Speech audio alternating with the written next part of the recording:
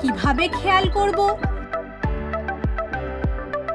আমরা ক্যালকাটা স্কুল থেকে এই ব্যাপারে সচেতনতার কাজ করছি।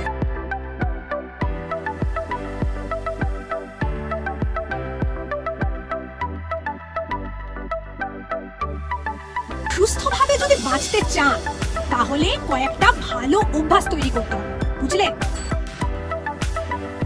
দেখ, মহিলাদের যৌন স্বাস্থ্যের ব্যাপারে সচেতন থাকাটা দরকার।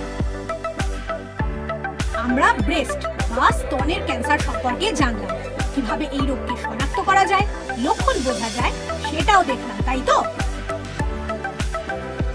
পরিবারের সন্তানের জন্য সত্যই আনন্দের, কিন্তু কতগুলি সন্তান হবে এবং কখন হবে এটা ঠিক করাটাই হলো পরিবার পরিকল্পনা। সচেতনতাই রোগ প্রতিরোধের প্রধান উপায়, বুঝেছো?